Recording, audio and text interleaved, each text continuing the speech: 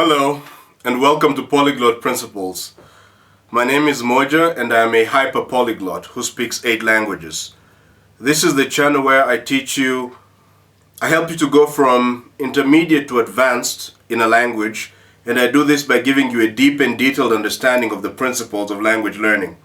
So if you're an ambitious person, which means you're not satisfied with just being intermediate, you want to be better, you want to go to an advanced level, you want to become a master of your language. If you're an ambitious person and you're someone who doesn't like to be told shallow answers, but you really like to go into detail, to really understand how things work, then this is the channel for you.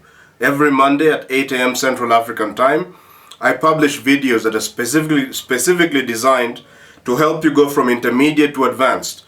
And I do that by giving you a very deep and detailed understanding of the principles of language learning. Alright, let's dive into today's video. So, the title of today's video is Best Method to Become Fluent in a Language. So, and there's this question, you'll see it all over the internet. What is the best method? What is the best method to learn a language? So that's what we're going to be tackling today. What is the best method to learn a language? But as usual, before we even do that, I usually give very important tips, very useful information throughout my videos. So if you don't want to miss out on anything, make sure to stay until the very end. Every single minute is going to be worth it. Now, as usual, I usually start with a question. So here's my question for you. In your opinion, what is the best method? Please pause this video, go to the description, go to the comment section below, and write down what you believe to be the best method for learning a language. Then come back and continue watching this video. It's going to be interesting to compare your answer with mine about what the best method is for learning a language. Alright, let's now dig into it. So, just before we even think about what is the best method to learn a language, a natural thing to think about is, well, what do we mean by methods? So when we talk about methods, we're just talking about a series of steps that you're following in order to learn the language. So, for example, someone's method could be, hey, I'm just going to use reading. I'm going to read a lot of books in the language. That's my method for improving. Or I'm going to listen a lot. That's my method for improving. I'm going to watch a lot of series. Or I'm going to do a combination. I'm going to watch series. I'm going to read books. All of these are examples of methods that one can use. And the truth be told, there's so many methods, right? How many methods? It feels like there's just infinitely many methods that you can try. You could decide to learn alone. You could decide to join a school. You could decide to get a teacher. Your teacher could be someone who's fluent in the language, a native. The teacher could be just someone who's mastered the language, a grammar teacher. You could do it through communicating with people, just having casual conversations. There are so many ways. There are so many ways, methods that you can use to become fluent in a language. But the natural question is, you want to know what's the best, right? Because our society likes to know what the best thing is. People want to know, a parent wants to know, what's the best way to raise my children? A student is looking for the best school to go to. We're always looking for the best thing, right? So the question is, well, what is the best? What is the best method for learning a language? So the first thing I'd like to tell you is that there is no best method. Is that what you wrote in your comment section below? There is no best method for learning a language. Let's just look at why this is so. For example, is there a best way to live? Is there a best way to live that fits every human being? Well, the answer is no. For example, if we just look at lifestyles, there's so many possible lifestyles out there. There is no best lifestyle, right? Because for one person, the person could decide, hey, the best lifestyle for me is to go and just chill at the beach. So go to the beach and just chills and stay under the sun for half a day. For such a person, this is a great lifestyle. Work for 2 hours, spend the rest of the day relaxing at the beach, just like looking at the ocean, surfing and stuff like that. Now this might be the best lifestyle for one person, but it's not really the best lifestyle because someone else is going to look at it and say this is boring. Someone else will say the best lifestyle is to live in a big castle and to have servants and to spend my entire day working in a company or running a company and so on. For somebody else, that is the best lifestyle. Somebody else could decide, hey, I need to have a family. Someone else could be like, no, I need to live alone. I'm going to be a monk. I'm going to be a priest. All of these are different lifestyles. None of them is the best. A lifestyle that is good for one person is terrible for another. So there is no one lifestyle, obviously. There is no one lifestyle that fits everybody. The reason there is no such lifestyle is because people are different. People have different interests, different strengths, different weaknesses, different backgrounds, and so on. So let's go back to the question we have here. We're talking about methods for learning a language. We said there are many such methods. Is there a best method that fits everybody? Absolutely not. A method that works for one person is not necessarily going to be good for another person because people are different. So this orientation of trying to find the best method is not really the way to go about it. It's much better to think about maybe what is the best method for you. But there is no best method for learning a language. Alright, I think we've beaten a dead horse there. Let's proceed a little more. And now ask, okay, there is no best method, but are there approaches that one can use in choosing a method? Are there good approaches for choosing a method? The answer is yes, we do have good approaches for choosing a method. Today I'm going to go through 3, but there's probably more methods. So, more approaches to choosing a method. The first approach to choosing a method is you could decide to fit into somebody's system. This means rather than try to figure out your own method for learning a language, you find somebody who has a method that works and you just decide to fit into their method. So in this case, you're adapting yourself to fit into somebody's method. So a good example of this is, for example, in the education system. Many high schools or school systems require students to learn some type of foreign language, or students have the option of learning a foreign language. When you went to school, or when people typically go to high school and they learn a language, typically what happens is they fit into the teacher's system. The teacher has a curriculum. If you're learning Spanish, the teacher has a Spanish syllabus, a curriculum for Spanish, what you're going to do. The teacher has already set homeworks. The teacher has an entire method that's designed to help you learn the language. And as a student, what you do is you fit into the method. You have to change yourself, adapt yourself to fit into the teacher's method. So this is one approach. So a way to view it, it's actually a powerful approach. It has some really good benefits, provided the teacher is good. So for example, this topic we're talking about here is a language learning topic, but it's really broad. It really applies to whatever thing you're trying to learn. For example, imagine somebody who wants to become a great football player. Okay, you want to be a great football player. You have many options. One option is you can find a coach and an academy for sports, and you just try to fit into the academy, which means you don't have to think about the methods. How am I going to practice? What uniform am I going to wear? What shoes am I going to wear? How long should I sleep? What should I eat? There's a lot of details involved, for example, if you're trying to become a great football player. The beauty of fitting into a system or a method, like say an academy, is that you don't have to think about all those details. Your job is just, hey, you arrive, your job is simple, your job is to follow instructions. And the really cool thing about this is, for example, in the case of football, we're going to go back to language. We're going to go back to languages. In the case of football, what makes this amazing fitting into someone's system is that it saves you a lot of time. If you had to figure out for yourself what is the proper nutrition, what is the proper type of exercise, how long should I sleep, those are too many details. If you had to figure all of that out for yourself, it would take you a long time. You might spend months or even years making a lot of mistakes while trying to figure out the perfect method. But if you fit into a system, like a school or a coach, you follow a coach's instructions, well, you don't have to think about the best methods. The coach can save you months or even years of misdirected effort trying to find methods. The teacher, the coach has a good method, your job is just to fit into it. And so long as you follow instructions, you progress quickly. So that's the biggest advantage of trying to fit into a system. So if you decide to fit into a method, let's say a language school, or you have a good language coach and you decide to follow what they tell you, the advantage is provided the language coaches are good. Provided the language coach is good and the school system and the system or the language school you're going to is good, provided those things are good, fitting into these methods that have already been made for you is going to make you progress quickly. You don't have to waste time trying to figure out the best book to read, the best listening resources, what is the best method to improve in a language. Someone has already done that thinking for you. Your job is simplified to just progressing. So for some of you listening to me right now, that might actually be the best option for you, to just find a system, find someone really good at learning a language and just fit into their method. Do what they tell you. This is one powerful approach. But of course, the approach has its own disadvantages. One of the big disadvantages of this approach is that, you see, you're putting a lot of trust on a teacher or somebody else's method. If the method doesn't work or the teacher doesn't know what they're talking about, then you could spend years or months just wasting your time and not really improving. And a good demonstration of this is the school system.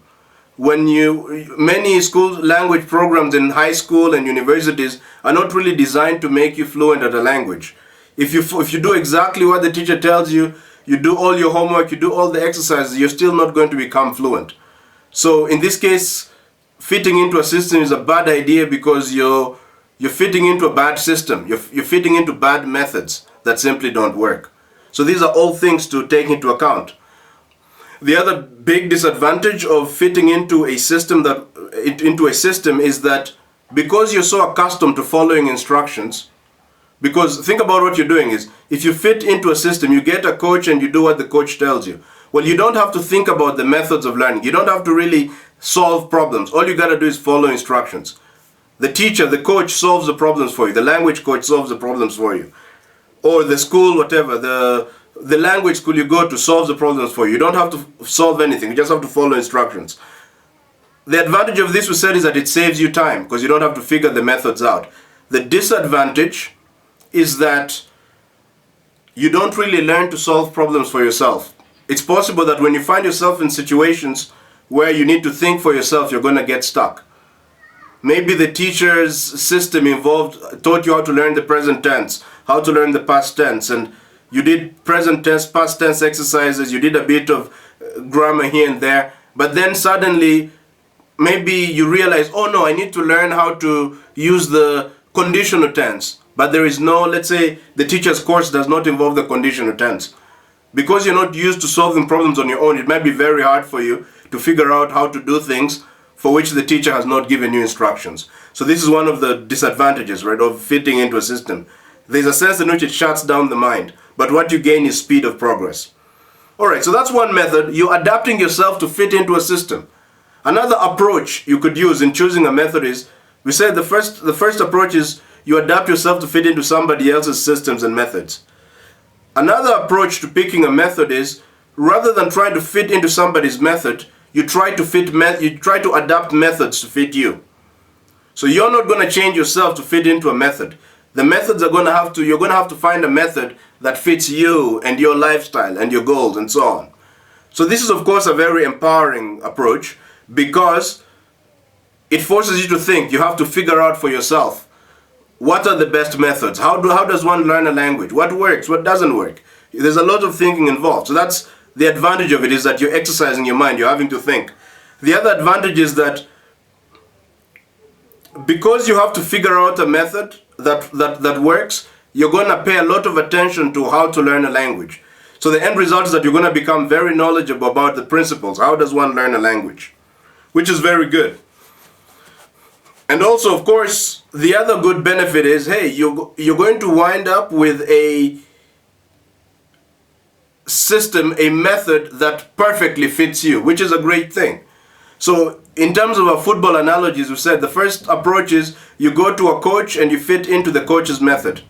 The second approach here would be, instead of fitting into the coach's method, you decide, hey, I'm going to figure out for myself how to become a great footballer. So you're going to think about the body, nutrition, all that stuff. Try to figure out the perfect practice for you. So you're doing two jobs. You're doing the job of actually practicing, and you're doing the job of figuring out how to be a good football player.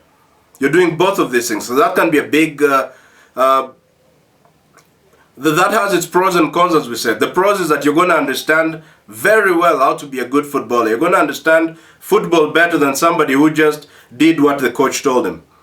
However, and also, of course, you're going to come up with a system that really fits you, which is a very good thing to do.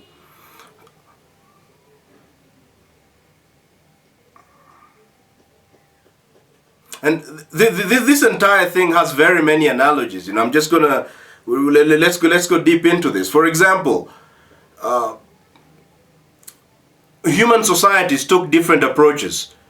There are certain societies which decided to adapt to nature. So certain tribes in the Amazon, instead of trying to cut down forests and change the environment to fit them, they decided to fit into the environment. Other people decided, hey, like people in Europe and America, rather than trying to fit into the environment, they decided to change the environment to fit them. Both of those approaches had pros and cons, advantages and disadvantages. If you fit into nature, then the thing is that you don't destroy nature. If you try to adapt nature like Europeans, now you've destroyed nature. But the advantage you have is now you have all these devices that perfectly fit you.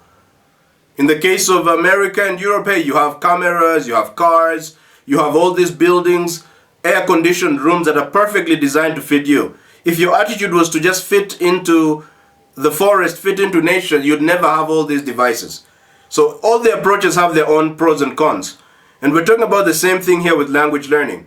If you decide to adapt, find methods that fit you, the equivalent of an American who decides to alter his environment to fit him, there are many advantages, as we saw. You get a lot of methods that are adapted to you, but there are also disadvantages. One of the big disadvantages is that it takes time to figure out what methods work. It could take you months or even years trying to figure out what methods work. So that you could spend a lot of time wasted on methods that don't work. If I decide that, hey, I'm going to become a great football player, and I decide I'm going to figure it out all on my own, I'm going to figure out how to dribble, how to practice, all of that stuff, it's going to take me longer to get better because a lot of the first methods I'll try will be wrong.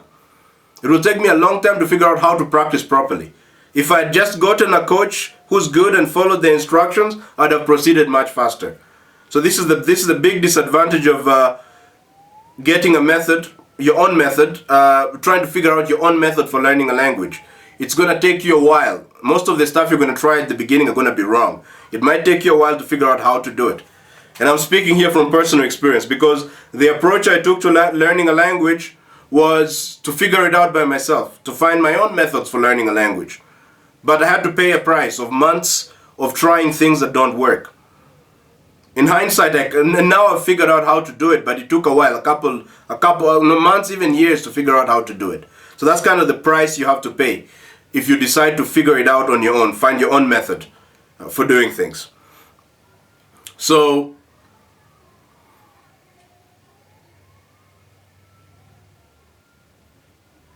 that I think is the biggest disadvantage. I'm trying to think, is there any other disadvantage that comes with trying to find methods that fit you instead of finding a teacher and just following and doing what they tell you, fitting into some method?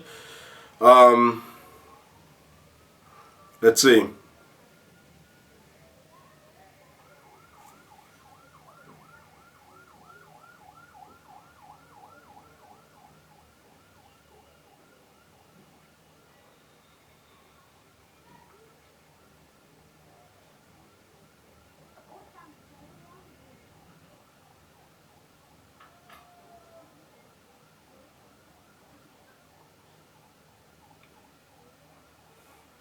Yeah, I'm not really seeing any big any issue. I think that's the biggest one. Is just a lot of time wasted trying to figure out the correct method to learn, because that takes time.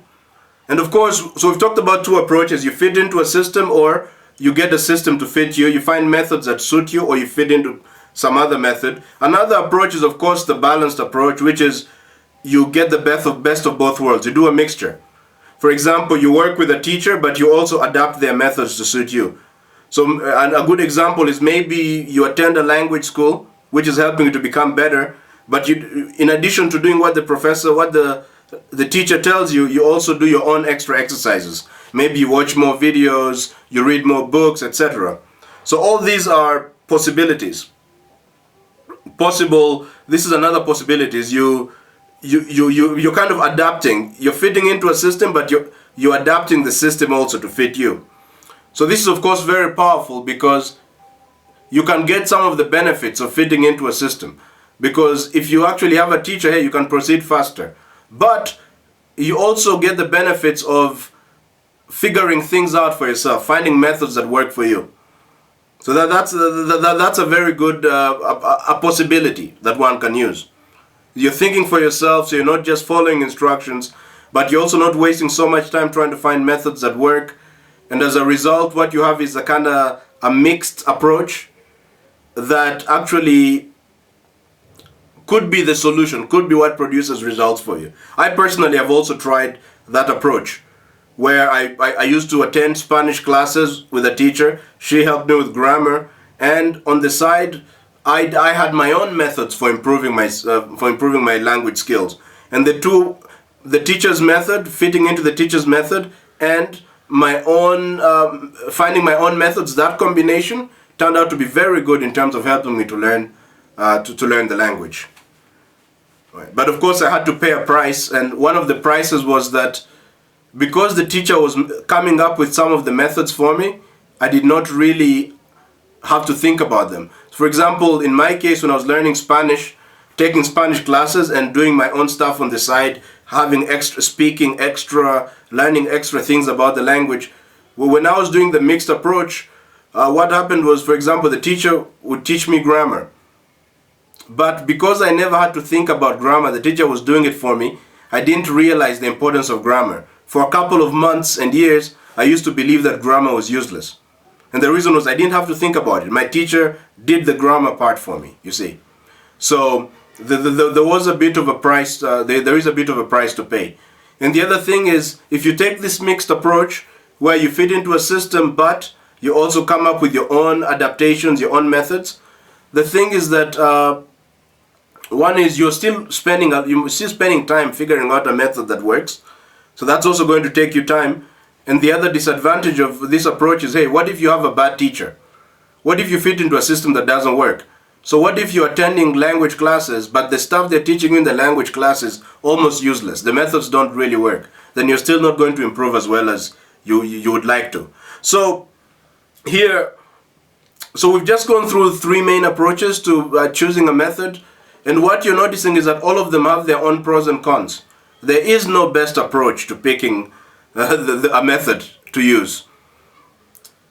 Each of them has their own pros and cons, the disadvantages and advantages. Your job is to, of all these approaches, to find the one that works for you. This is all you need to do. Find one that works for you. So we've been talking about how to pick a method, but we've said before that not all methods work. For example, if your method for learning a language was to sleep all day, you decided, I'm going to sleep all day, I'm not going to practice, and maybe what you decided to do is you're going to listen to, you're just going to, every night as you sleep, you're going to play, let's say, a radio. Well, let's say like you're going to play some audio in the language, and your hope is that you learn while you sleep. Well, this approach doesn't work. So this would be an example of a method that doesn't work. There are many methods that don't work. So, and if you have a method that doesn't work, there's a bit of a dilemma. Because I'll give you just the perfect example we've been working with here. Let's say you're learning Spanish, so you decide to play a Spanish radio station at night as you sleep, in the hope that you're going to learn Spanish just by listening to it subconsciously at night as you sleep. Now, the problem is that if you don't really know whether it's a good method or not, let's say after a week you find no improvement, you could say, oh no, the method is good. The issue is just that I don't think the method has a problem. It's just that I have to be patient. So you might say after a month, you'll be like, maybe I just need to be more patient. So that's kind of the problem. If you have a bad method and you don't know how to determine whether a method is good or bad, you could waste a lot of time hoping that it works when in fact it doesn't. And some people spend years this way, trying methods that they hope work when in fact they don't work. Right. So how do you figure out if a method is good or bad? What are the characteristics of a method that works? This is what we are going to talk about now. All right. But before we go into that, if you have any questions about language learning, how to improve, how to become really good, how to go from intermediate to advanced, if that's something that interests you and you have a question for me, please don't hesitate to send me an email. My email is polyglotprinciples@gmail.com. Just go to the description of this video and my email address will be there. You could write to me and let me know what is the issue. Ask me a question, you could encourage me, criticize me, whatever. I'm always ready and willing to learn from you, and I'm always ready to serve you as well. And also, as I've mentioned before, every Monday at 8 a.m. Central African time, I publish these videos. And the videos are designed to help you go from intermediate to advanced in a language. And I help ambitious language learners do that by giving you a deep and detailed understanding of the principles of language learning. So that happens every Monday at 8 a.m. Central African time. I publish a video. If you don't want to miss out on any of these videos and you want to be notified whenever they come out, make sure to like the video, give it a thumbs up, hit the subscribe button, and hit the bell notification. Ding, ding, ding, ding. That way you'll be notified whenever I publish a new video. And also, every idea that I'm sharing in this video, I have also written it down. I've written it down in detail, in much greater detail than what I'm able to say in this video. So if you want to really understand these ideas deeper, or you want to see the ideas I'm discussing here in written form, then just go to the description of this video, and there'll be a link for you there. You click on it and you'll get access to the ideas about the best method to learn a language, and you'll get the access to these ideas in written form. That may be better for you. Alright, so let's proceed. We're talking about what are the characteristics. What characteristics must a method that works satisfy? If a method works, what characteristics must it satisfy? If we can figure this out, then I can save you months or even years of wasted effort on methods that don't work. So let's dig into it. The first important characteristic that a method which works must satisfy is that the method needs to obey the principles of language learning.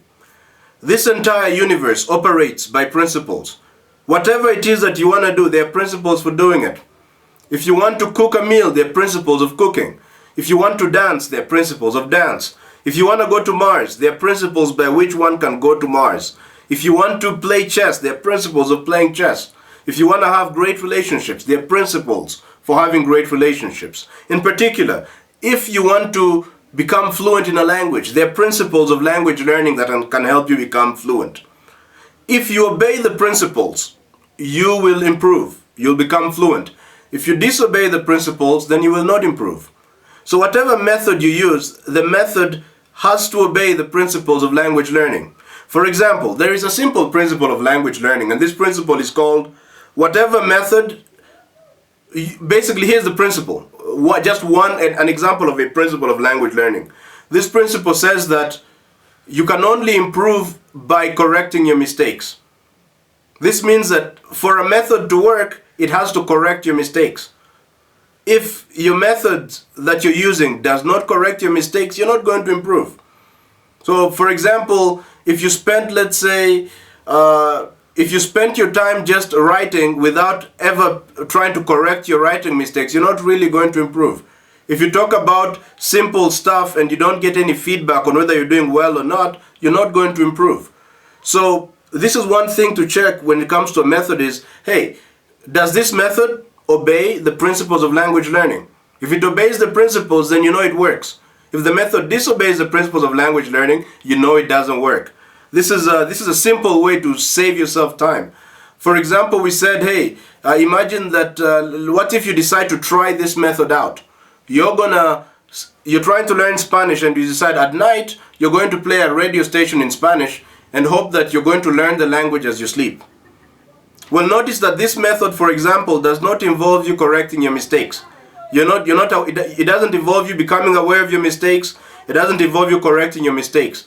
So obviously it's violating a fundamental principle of language learning. So the method simply doesn't work. You're not going to learn Spanish by listening to it in your sleep. There's no way that method alone is going to work. You see, so if you knew this, so by just checking whether this method obeys principles of language learning or not, you're able to discard it quickly. Realize, hey, I'm not going to learn Spanish in my sleep. Throw that method away. Let me try another method that obeys the principles of language learning. So I've only mentioned one, but there's many principles of language learning. And if you disobey these principles, you're not going to become fluent, or at least you're gonna struggle. If you disobey all of them, of course you're not going to improve. If you disobey some key ones, you may improve, but with a lot of difficulty, or you might just actually be stuck in a plateau. So naturally you might want to know, hey, what are the principles?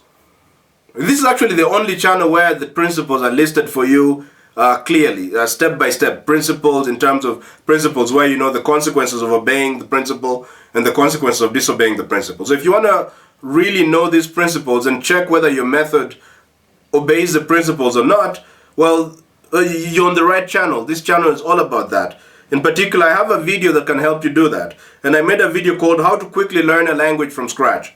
Now, in this video, I list several principles of language learning and I go really into detail about them. The link to it is in the description of this video.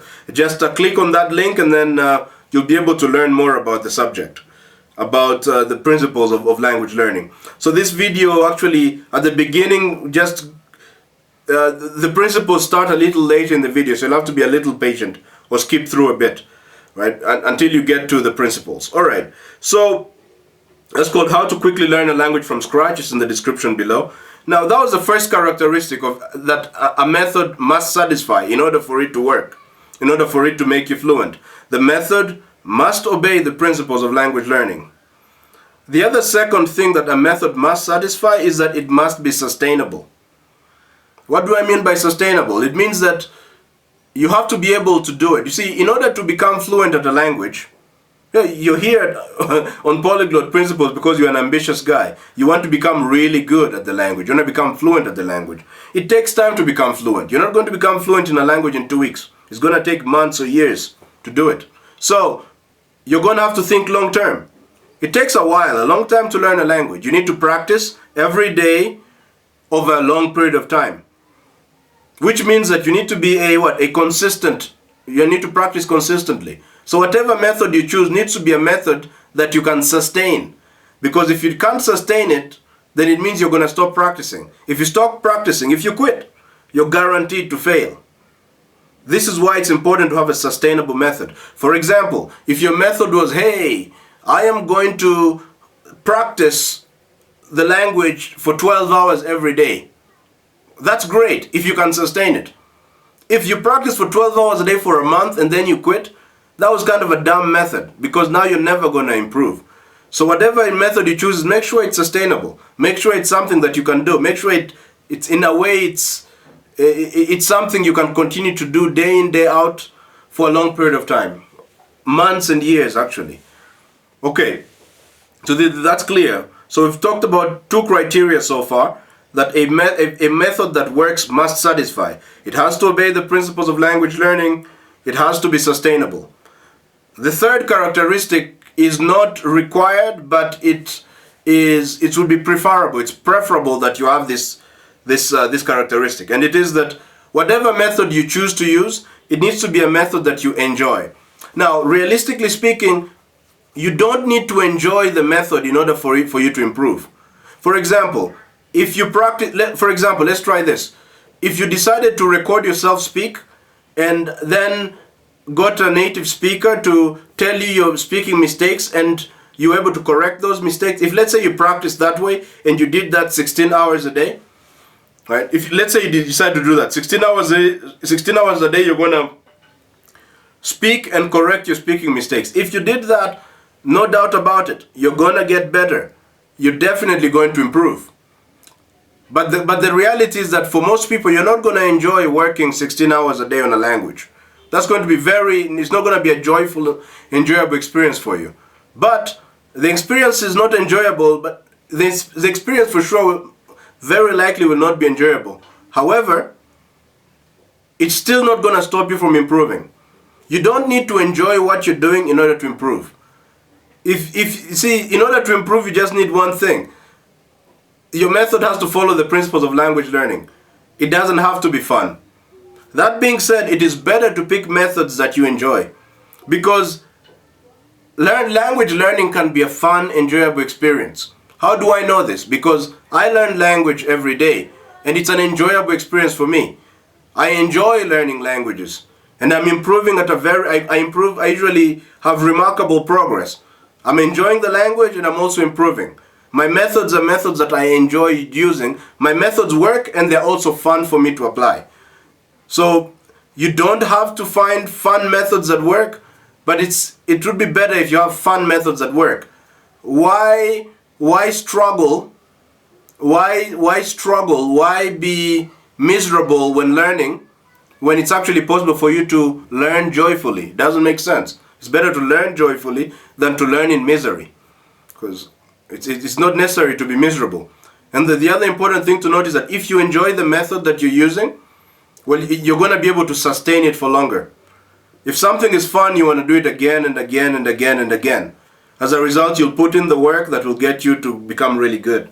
If you pick a method that you dread, that every morning when you wake up, you wanna stay in bed because you don't want to do the practice because it's so hard. If you have that kind of method, then it's very possible. Most people are gonna quit or not gonna put in enough effort or not have enough enthusiasm when practicing, and all these things will obviously affect how good you actually end up becoming. And by the way, when I talked about sustainable methods for practicing a language, I've actually made a video on the topic, and it's called How to Become Addicted to Language Learning. How do you set up language learning practices so that they actually are addictive, so that you don't want to stop? You want to keep practicing day after day, month after month, year after year. Well, I have actually made a video on that, and if you just go to the description of this video, there's a link to a video called How to Become Addicted to Language Learning. If you click on that, you'll be able to know exactly how to do it. Now, once again, please email me if you have any questions, if you have any criticisms, if you have any encouragements, any suggestions of how I can improve. Feel free to communicate with me. I'm always happy to hear from you. And I'm always happy to serve you if you have any questions. And again, everything I covered in this video is pretty detailed, like I said. I said every minute in this video will be worth it, and you can see why. So I've also written everything I've said now. I've written it down in, I have it in written format. It's written clearly in notes in a document. So, and if you read that, you'll obviously understand this topic of picking a language learning method. You'll understand it in greater detail. And so if you want to access those notes, just go to the description of this video and you'll be able to click on a link that takes you directly to the notes. You could print them, read them, etc. And like I mentioned before, I publish videos every Monday at 8 a.m. Central African Time. The videos are designed to help ambitious language learners like you go from intermediate to advanced in a language. And I do it by giving you a deep and very detailed, as you can see, very detailed understanding of the principles of language learning. So if you want to make sure you receive these videos, sometimes, I publish videos every Monday at 8 a.m. Central African Time, but also sometimes I surprise you with bonus videos. So if you want to be notified whenever I publish a video, please make sure to give this video a thumbs up, like it, hit the subscribe button, and hit the bell notification. Ding, ding, ding, ding, ding. That way you'll be notified whenever I publish a new video. Thank you very much for watching this video, and I hope to catch you on the next one. Bye.